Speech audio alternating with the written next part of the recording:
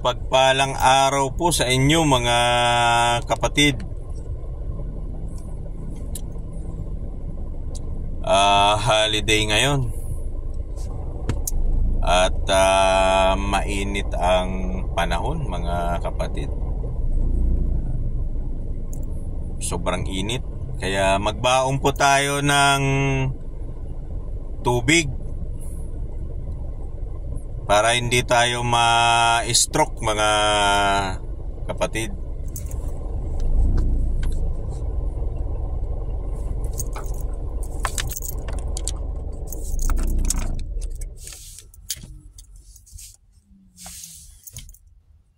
Ngayon mga kapatid, merong viral sa internet yung gentleman agreement ng Pangulo. Dahil doon sa nilabas na statement po ni Harry Roque, yung gentleman agreement na pinagkasunduan ng Presidenteng Duterte at saka Xi Jinping, nalaman dahil doon kay Harry Roque. Kaya nagkagulo ang bayan doon sa salitang gentleman agreement. Ngayon, ang pagkakaintindi ng marami at pagkakaintindi ng mga matatalino na itong gentleman agreement mga kapatid ay isang pagtatraidor sa bayan, kasi ito'y hindi nagiging transparent ang usapin. Ito'y lihim na usapin o lihim na deal ng dalawang pangulo.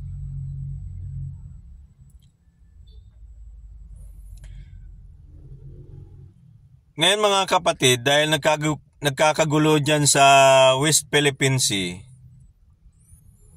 na ang ating presidente naman ay tudo suporta doon sa ating mga sundalo at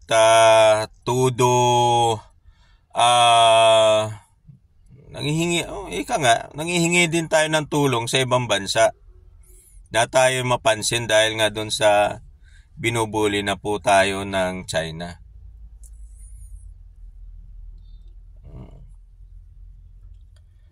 Ngayon, balikan po natin ang mga nakaraan mga kapatid. Yung ating Scarborough at saka yung Ayungin Shoal natin. Ang ating Ayungin. Ngayon, balik po tayo doon muna sa panahon ni Pangulong Gloria Macapagal Arroyo.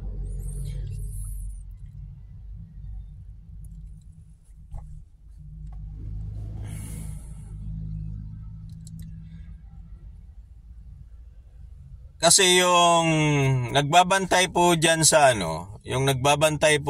BRP Sierra Madre nung panahon na yun ay ang Philippine Navy. Ang Philippine Navy po mga kapatid, sanay po yan sa karagatan at sanay po yan sa barko, mapaluma man yan o bago. Noong panahon po sila yung nagbabantay po dyan sa BRP Sierra Madre, hindi masyado nabubulok po yung barkong Sierra Madre. Kasi nare-repair po ito ng mga Philippine Navy. Sanay po sila sa ganong larangan. Kalaunan, inalis po ng presidente po yung Philippine Navy, pinalitan po yan ng... Pagkalala ko lang, pinalitan po yan ng Philippine Marines. Wala namang question po doon mga kapatid, kasi ang Philippine Marines, patay kung patay din pag lumaban yan. Kahit nag-iisa na lang yan, lalaban at lalaban yan. Sanay po yan sa digmaan, panlupa, ang Philippine Marines. Hindi po sila sanay mag-repair. Mga kaibigan, yun ang talagang totoo dyan. Kaya yung BRP Sierra Madre, kung titingnan mo sa panahon ngayon, nabubulok na po siya, pangit na siya.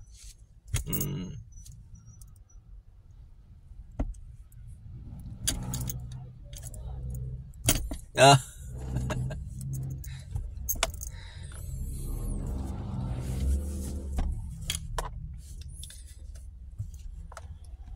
Kaya kung titingnan mo mga kapatid, nabubulok na po yung Sierra Madre kasi hindi na po siya nare-repair. Kaya nung panahon ni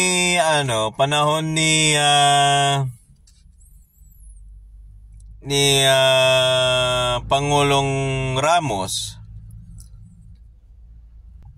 kaya nung panahon ni Pangulong Ramos, wala ka masyadong nababalitaan po diyan sa West Philippine Sea na binubuli po tayo ng mga Chino. Bibira ka makakarinig ng ganon. Hanggang sa dumating na po ang ating presidenteng Aquino, na nakakagulat o nagulat ang ating presidente, bakit napakaraming barko po dyan sa West Philippine Sea. Lalo na dun sa Scarborough natin. Nagkakaroon na po ng tensyon. Ngayon, nagkaroon po ng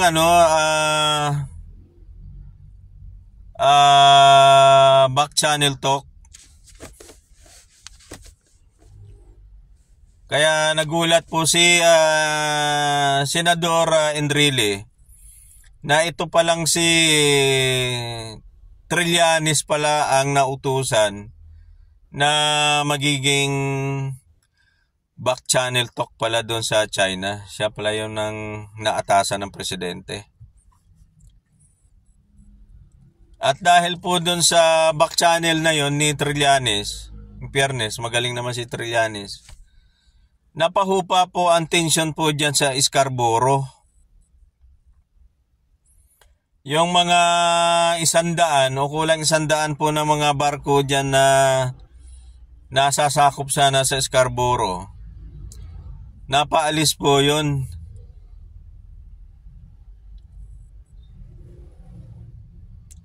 Napaalis po yung mga barko po doon. Pero hindi naman talaga sila tuluyan umalis, merong mga naiiwan.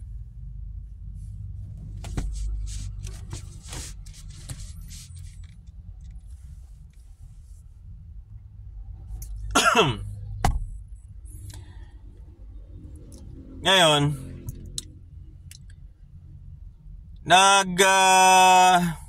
doon na trigger po ang ating presidente na mag-file ng case against China sa The Hague, sa UNCLOS, mga kapatid.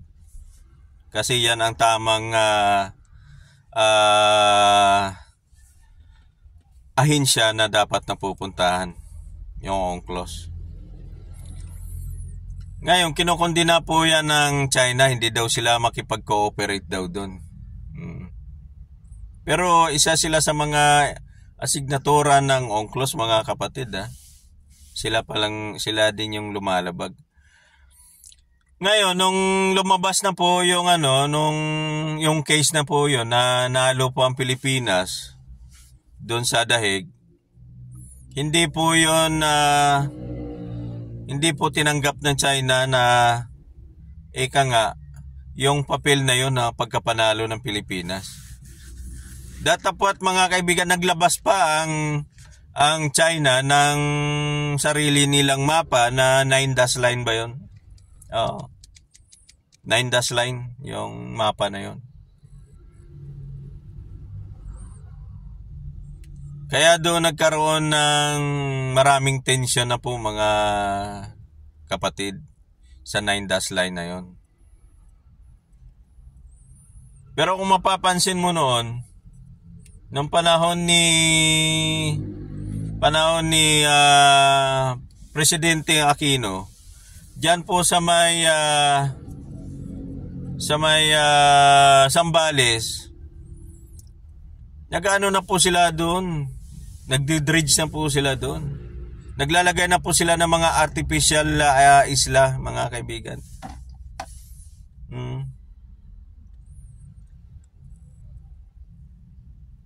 At nung panahon din ni Pangulong Aquino, yung dalawang bundok po diyan sa may Zambales, bigla po yung naglaho.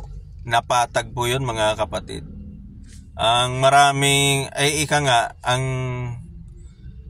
Maraming nakakakita, mga kapatid, na ang lupa ng dalawang bundok po yun, hinahakot po ng mga Chino papunta po doon sa West Philippine Sea.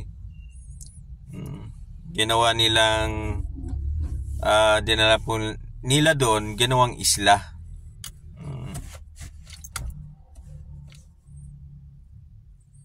Yan kung totoo po yun, mga kapatid.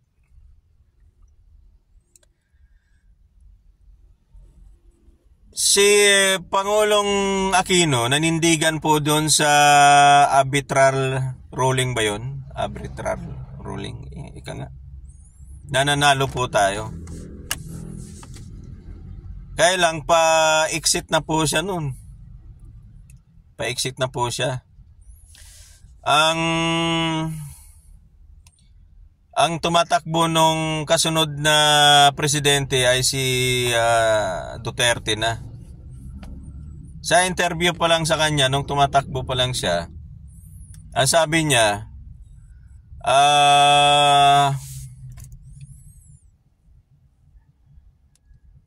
itutusok niya daw ang bandila ng Pilipinas sa West Philippine Sea pag siya daw nanalo.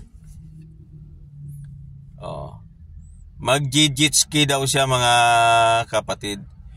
Ano yan? Talagang inabangan po yan ng sambayan ng Pilipino. At saksi po yung mga media o kaya radio television, saksi po yan. Talagang sinabi ng Pangulong Duterte po yan. Ngayon, nanalo na nga si Pangulong Duterte. Ang ating mga mangingisda po doon, mga kapatid, nabubuli na sila. Pero ang sabi, fake news. Fake news daw yun. Fake news. Pero nagkaroon ng viral na videohan na ang ating mga mangingisda po doon nabubuli na. Talagang binubuli talaga sila. Tinataboy sa sariling karagatan. Na nasa sakupan natin. Ngayon, ang ating presidente, hinahanapan na po siya ng ika nga, nasa na yung pangako mo? Ika nga. Sabi nga ni Ted Filon, Duterte, akala ko ba mag-jijitski ka? Agoy! Akala ko ba mag-jijitski ka? At dalhin mo ang ating bandila at itutusok mo doon ang bandila natin sa West Philippine Sea. Talagang hinanap sa kanya yun, mga kapatid. My goodness.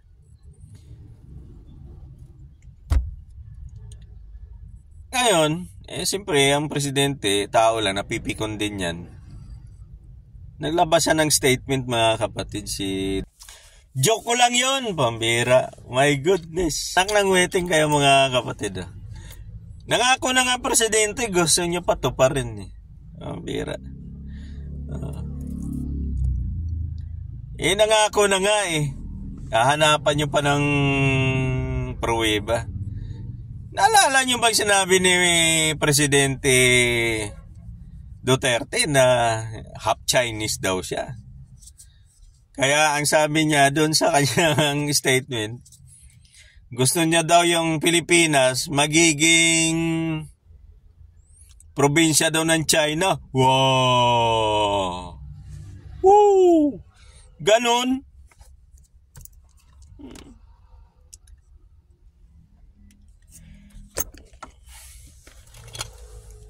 Ganon mga kapatid. Magiging probinsya po tayo ng China. My goodness. Parang hindi naman yung katanggap-tanggap mga kapatid na magiging probinsya po tayo ng China.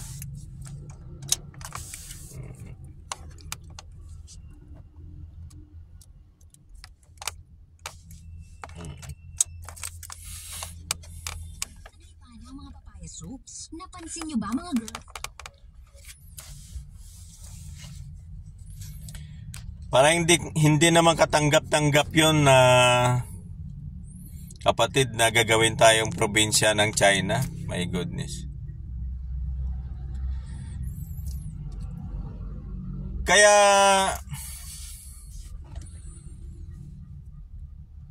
wala tayong alam na ang ating presidente pala nakipagkasundo na pala kay Xi Jinping.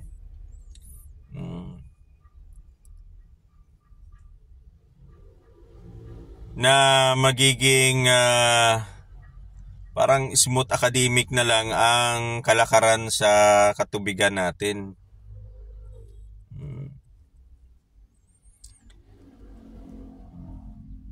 Dahil sa kasunduan na yan mga kapatid, wala tayong alam kung ano ang nilalaman po doon sa gentleman agreement na yon na pinagkasunduan ng ating presidente at China.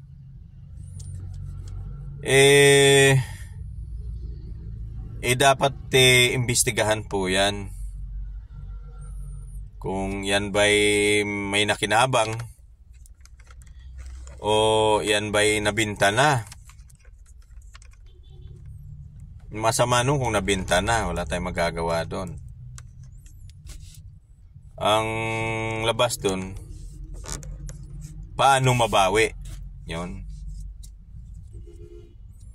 Paano mabawi ng Pilipinas yung lugar na dapat ay atin? Ayon kasi sa saligang batas kasi mga kapatid, ang pagkaalam ko, hindi yan kasali doon sa saligang batas yung gentleman agreement. Pero yung sukat simula doon sa Pangpang hanggang doon sa gitna ng katubig sa karagatan, 200 nautical miles.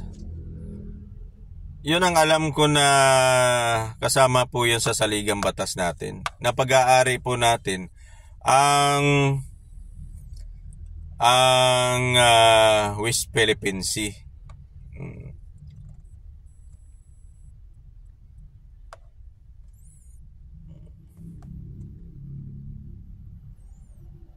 Pero meron pa isang usapin kasi dyan sa Scarborough tsaka sa Ayungin na kaya nag-file ng demanda ang ating presidente kasi lumalabas na parang pinag-aagawan pa lang yung lugar na yon. Kaya doon napatunayan sa UNCLOS na yung Ayungin at saka yung Scarborough ay atin. Talagang trulili na yun na atin talaga kasi na-desisyonan na po yan sa UNCLOS na atin yung lugar. Ngayon, dahil nga doon sa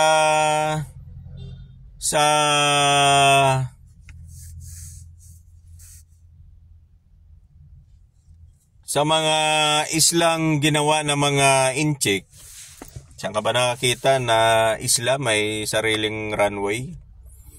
May mga building. Kaya napansin po yan ng ating presidente na hindi na maganda. Binubuli na tayo. Hindi pumapayag ang presidente natin, ganunin tayo. Kaya kini-question po ng bagong administrasyon po yan, mga kapatid. Kaya dapat yan, mga kapatid, itong ating mga senador at sa mga congressman, imbestigahan po nila yan. Sana yung ginawa ng Pangulong Duterte at saka si Harry Roque. Kasi hindi ay sila lang ang nakakaalam, dalawa na yon. Hindi natin alam yung ibang mga kasama nila o mga kabinete nila, hindi natin alam. Ika nga, sabi nga ni Trillanes si Panilo wala yon, panggulo lang yon. Si Trillanes may sabi nun .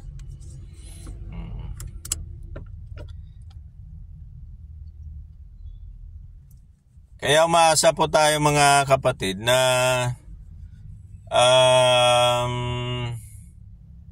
mabigyan pansin po ito ng presidente natin na imbestigahan at maatasan itong mga senador natin at saka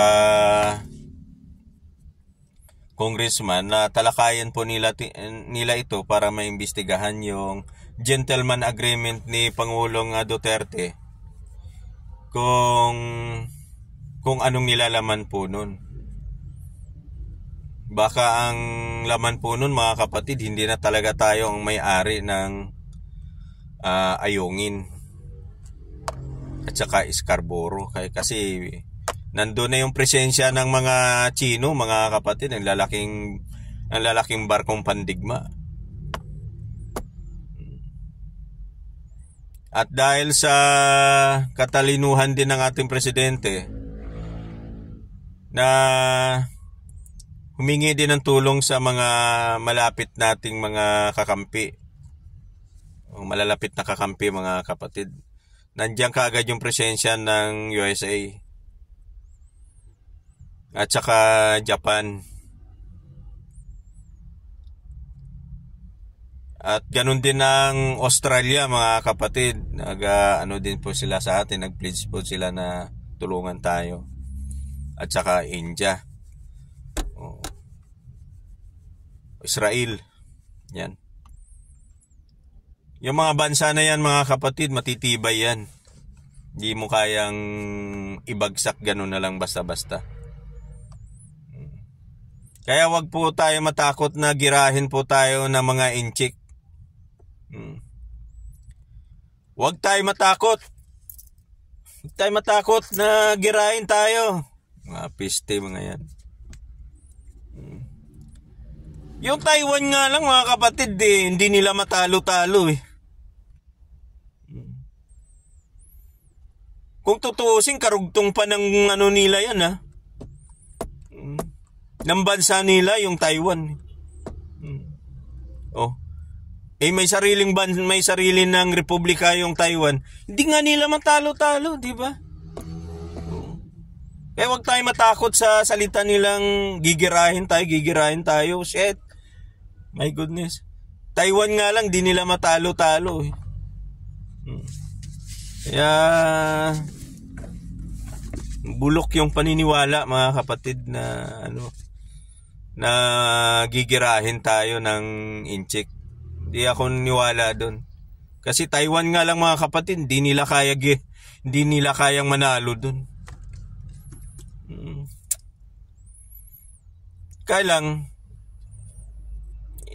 ipinasok na kasi ni Pangulong Duterte sa isipan ng sambayan ng Pilipino na gigirahin tayo, matatalo tayo, lumalabas na duwag tayo, di ba? Yan. Kaya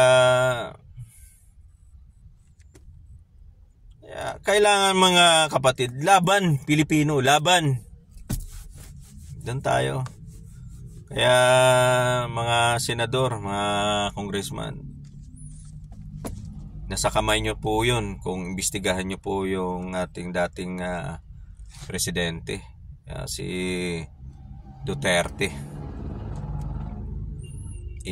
Ang sa akin paniniwala, ipinagkanulo po tayo sa mga inchik. Yun lang aking paniniwala. Yeah, peace man.